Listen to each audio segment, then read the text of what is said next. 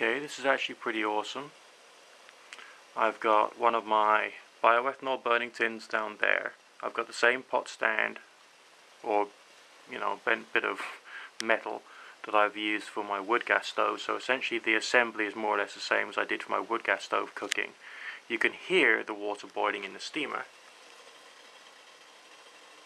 I don't know if that's coming out on camera at all, but I can. But anyway, the other evidence it's all working is that you can see the steam collecting on the top, and man, I can feel the heat rising here. So there's cooking going on, and I can smell the onions cooking. So the chicken must also be being done okay. Same too with the potatoes inside.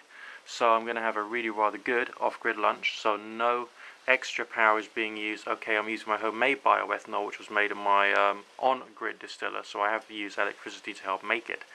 But one of these days I'll get that system off-grid as well. But essentially this is what it's all about.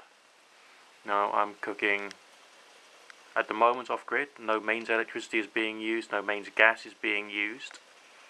And it seems to be reasonably efficient. I get the impression that I could possibly have raised the bioethanol burner up just a touch more to increase the quantity of heat, but the flames are still licking the bottom of the pan, and that basically means that I'm probably getting enough power to do my cooking.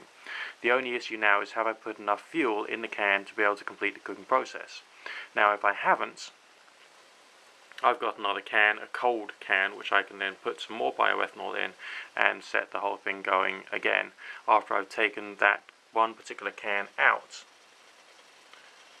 using that bent spoon which I tend to use for the lighting of the bioethanol.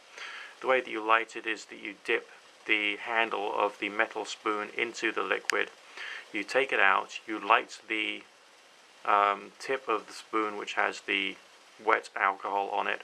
That will send that into flaming, and you can then dip that into the top of your bioethanol tin.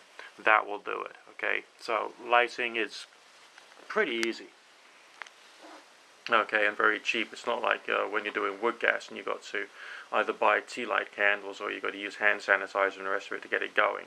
But on the other hand, there is a cost of production of the bioethanol. These are things to bear in mind. But here I am. I'm cooking a meal in an off-grid way, doing it indoors because the weather outside is grey and it's spitting with rain and it's windy, and therefore it's not as comfortable or convenient to be able to do my off-grid cooking that way, but I can do it this way. Okay, so there are some aspects of off-grid living which are actually quite pleasant to do.